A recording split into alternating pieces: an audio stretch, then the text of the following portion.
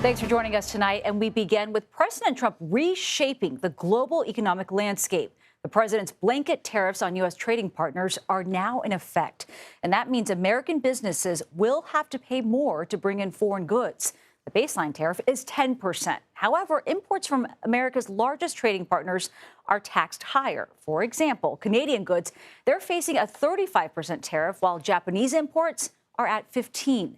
Some of those numbers were reached through negotiations, and others, including that steep 50% tariff on Indian goods, were decided unilaterally by the White House.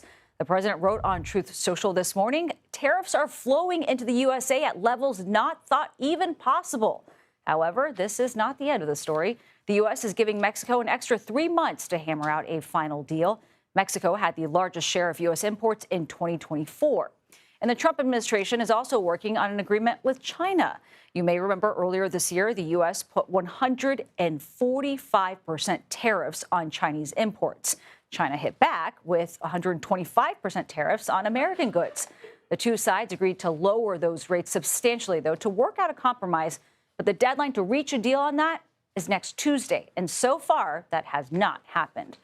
Javier joins us now. He's a CBS News contributor and business editor at the Dallas Morning News. Very good to see you, Javier. Thanks for being with us. How long could it take before we truly understand the impact of these tariffs and whether prices will go up? Well, look, we kind of already are. The revised jobs data we got last week was the kind of a real bucket of cold reality for a lot of market observers that really believe, that had lulled themselves into believing that things were sort of complacent. And it's clearly impacting the employment sector, mainly retail, where we've seen job cuts spike 250% from last year. And inflation isn't rising dramatically, but we're still mired above the Fed's preferred target rate of 22%, rather. So the word stagflation is sort of creeping back into the dialogue, mainly because growth is clearly slowing. Inflation isn't, high, but prices remain kind of stuck.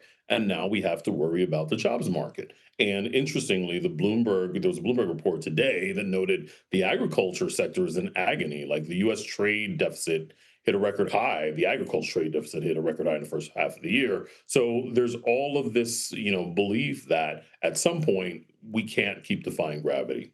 And Javier, I remember talking to retailers who started stockpiling as soon as the word tariff was even thrown out. How have businesses been preparing for these tariffs to take effect? Yeah, look, businesses have been relying heavily on this domestic stockpiling effect, the front loading in the supply chain to sort of avoid importing goods to the U.S.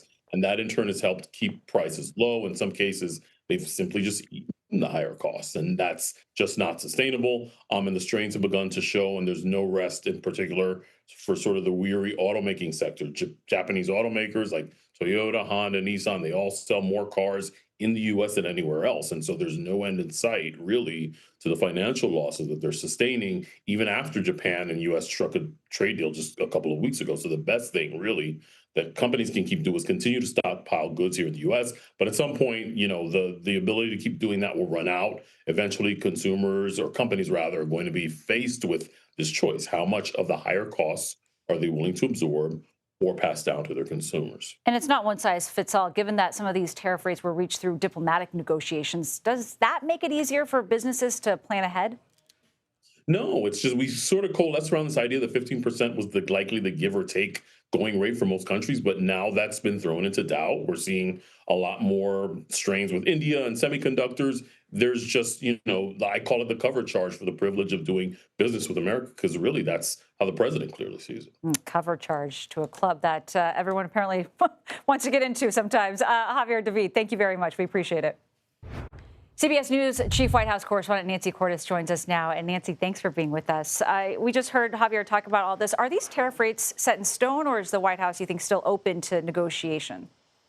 No, White House officials have always said, and even the president has said, Nancy, that if a country comes to them with a new offer, if a country says, we're willing to remove X, Y, and Z trade barriers, if a country comes and says we want to invest X amount in the United States, that they are open to hearing what those trading partners have to say, and they're open to lowering tariff rates on those countries if they see fit. But it is early days, and we're just watching as these new tariffs take effect.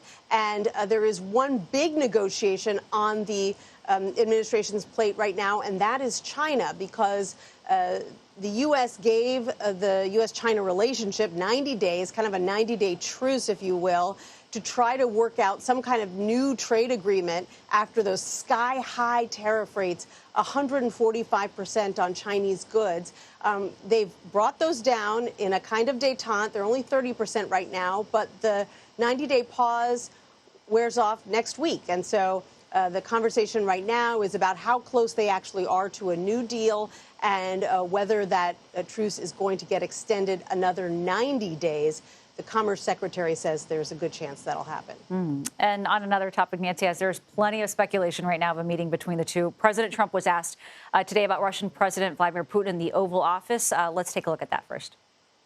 Is your deadline still standing for Vladimir Putin to agree to a ceasefire tomorrow, or is that fluid now? It's going to be up to him. We're going to see what he has to say. It's going to be up to him. Very disappointed. So the Kremlin is saying that President Trump will meet Putin in the coming days, as early as next week. What are we hearing about this meeting? White House officials say the same thing, that they are working on this, that there is likely going to be a meeting between the President of the United States and Vladimir Putin and President Zelensky of Ukraine. They say it could happen as early as next week, but these are the kinds of things that typically take time to plan. The Secret Service has to go to wherever this summit would take place in advance to scope out the security. But it's surprising that suddenly this meeting is on the table, because you heard the president right there say he's disappointed in Putin. He told me yesterday Putin hasn't offered any new concessions. There hasn't been any kind of breakthrough. So it's sort of unclear why suddenly all three parties are willing to meet, and why the White House in particular wants to go ahead with a meeting without getting any assurances from Russia first that they are actually willing to make a good faith effort to reach a peace deal. Definitely something to look out for. Nancy Cordes, thanks so much for being with us. You got it.